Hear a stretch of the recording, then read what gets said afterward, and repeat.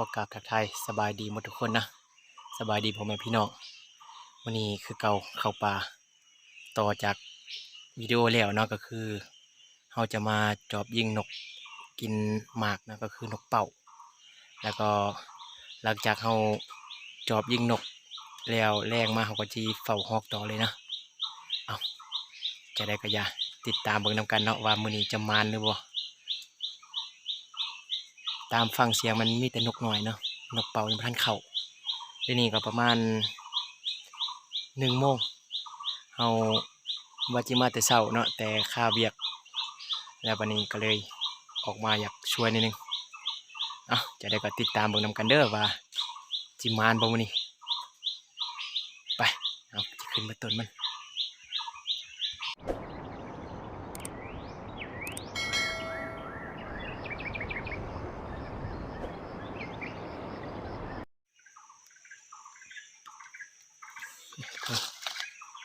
หมากมันเป็นอันนี้นกเป่าหมู่บ้านนี่หมากมันเป็นอันนี้นกเป่ามักสุดทุกคนคลิปเดียวมันพาทุกคนมาได้แต่นกเป่าตัวเดียวเอามาแล่งกายนี่เบิ่งหอยมันกินตกอยู่เต็มมันฮอกเลยแมงกะเล่นเลยติดตามเบิ่งว่าสิได้ยิงบ่มื้อนี้เบิ่งต้นมันทุกคน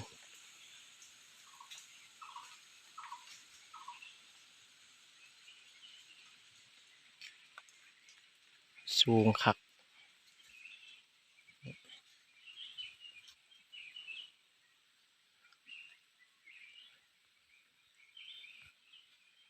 เบิ่งสูงลิบๆทุกคนเขายิงนกเป่ายิงบาดเดียวตกสองไปเดี๋ยวจะลงไปเบิ่งว่าจีได้บ่มันโบตายดีปานใดเนาะไปนกเป่าเนี่ยออกไปป้าเป็นหมูคนไปเบิ่งนำกัน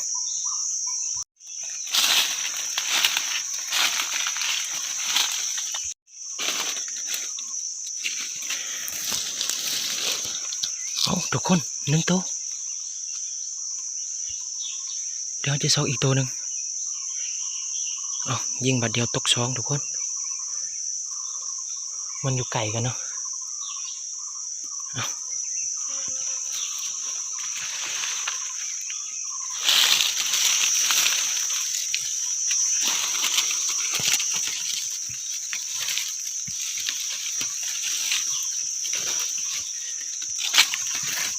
โอ้เห็นแล้วทุกคน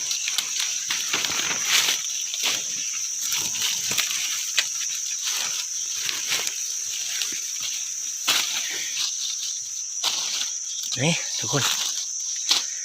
มานแล้วนี่มานคัก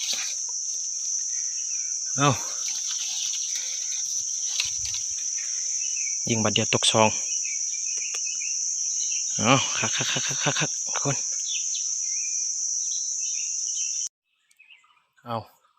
มานแล้วทุกคนยิงบัดเดียวตกซองทุกเทือมันมีแต่นกน้อยเนาะนกปลิ้วนกกระลิบนี่ยิงตกซองแต่นี่มันนกเป่ามันจับไก่กันทุกคนก็เลยยิงทั้งสองเลยมานคักมื้อนี้นะ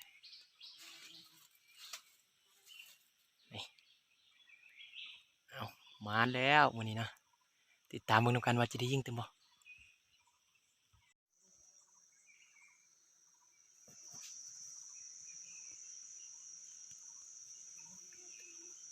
นี่ตัวเพิงทุกคนนั่งไปนั่งมาเห็นตัวเพิงห่างบ่ใหญ่ปานใดบ่สร้างตีนะคันสร้างตีสร้างเอานี่มันเอาแล้วทุกคนต้นมันก็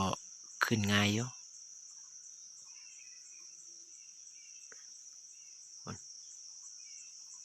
ห่างก็ใหญ่เติบคันเฉลี่ยไป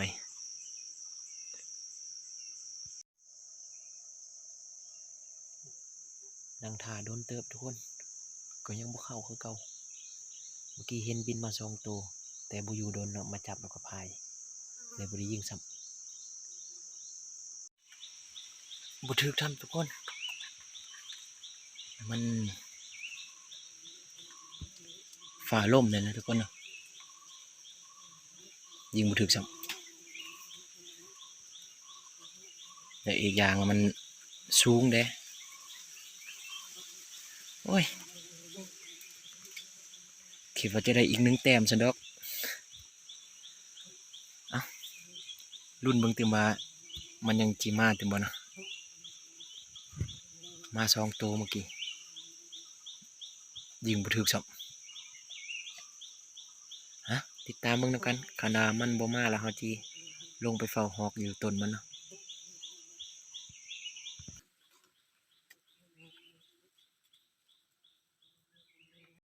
เอ้าทุกคนนกเป่าคือจะบ่เข้าแล้วเนาะเพราะว่ามันห้องอยู่ไกลๆพุ่นได้ยินเสียงห้องอยู่แต่บ่เข้าแล้วบัดนี้มันก็แรงแล้วบัดนี้เฮาสิลงไปต้นมันเนาะไปซอกเฝ้ายิงกระฮอกสุดแล้วเฮามาแม่นมาแรงไกลไปซอกนางแต่ว่ากำลังซอกบ่นางฮอกเข้าแล้วก็เลยบ่ทันได้ยิงมันไปทุกคนแมงนี่หลายพิลึกทุกคนเฮาก็ลงมาเฝ้าอยู่บนต้นมันเนาะต้นเฮาจะเฝ้าเบิ่งว่าจะได้ยิงฮอกบ่มาลุ้นเบิ่งนำกันนะทุกคนเนาะ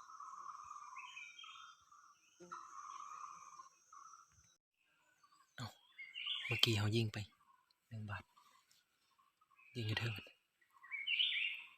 ตกลงหลุมจักตายบ่ตายฮู้เลยได้ยินเสียงคาขี้อยู่มื้อนึงเฮาจึงไปซอกเก็บมันเนาะว่าสิได้บ่ทุกคนเฮายิงอยู่กิ่งนี่กิ่งที่มันเชื่อมต่อกับต้นเฮายิงอยู่นี่ไปทุกคนเฮาสิพากันไปเก็บว่ายานมันบ่ตายดีแดดมื้อนึงค่ำมาแล้วไปซอกแฮงบ่เห็นเนาะไปเก็บเบิ่งนำกัน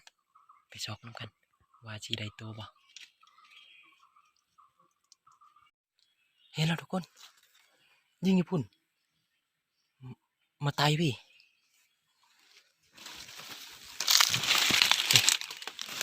เดี๋ยวให้เบิ่ง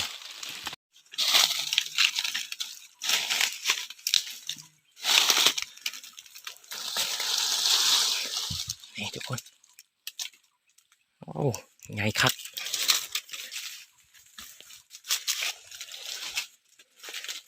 เอ้ย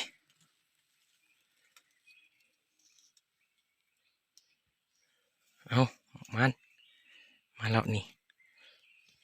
ห้ามต้นโป้นเลยทุกคนยิงอยู่นี่แต่บอลมันไปตายมันไกลเติบคันเฮาบ่ไปซอกตอนเว้นนี่มันตอนคืนมาไปซอกนี่ยากทุกคนก่อนจะได้มันบางทีก็บ่ได้ซ้ำเพราะว่าเมื่อกี้ได้ยินเสียงตกแล้วมันยังคลาอยู่เนาะมันยังแล่นอยู่แล้วมันคือที่ตายน้ำหลังเนาะเกือบบ่ได้ทุกคนเอามาแล้วเดี๋ยวเฮามาลุ้นตึมว่าสิได้ยิงตึมบ่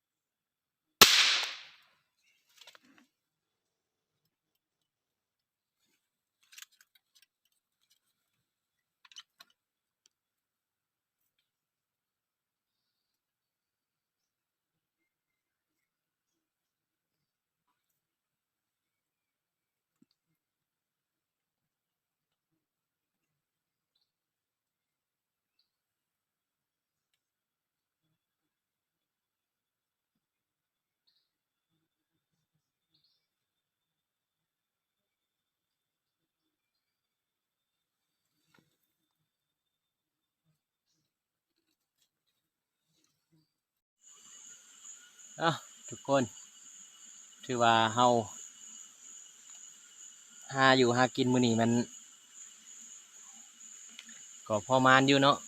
ได้3 แต้มคือยิ่งตอนสุดท้ายนี่มัน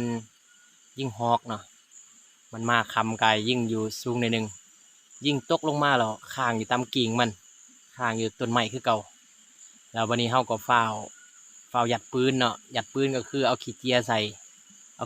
แล้วก็เอาลูกหวานใส่เลยเนาะแล้วเฮาเอามาแก็บใส่ยิงบ่แตกซ้ำเนาะก็เลยบ่ได้มันซ้ำมันแล่นขึ้นต้นไม้ตืมก็เลยพลาดไปตัวสุดท้ายเนาะสันมื้อนี้ก็ได้แต่3 แต้มหั่นแหละฮอกตัวหนึงกับนก2 ตัว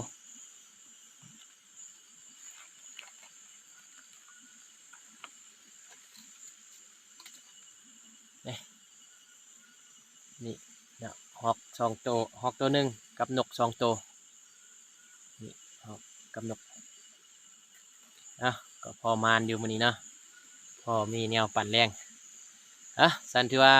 ท้ายนี้ก็จะได้ขอบอกขอบใจเนาะสำหรับผู้ที่เข้ามาติดตามและวิดีโอนี้ก็จะได้ปะไว้สำนี้ก่อนทุกคนนะขอบใจสำหรับผู้ที่เข้ามาติดตามและผู้ที่เข้ามารับชมทั้งเก่าและใหม่เนาะขอขอบใจมื้อหน้าค่อยว่ากันใหม่เนาะ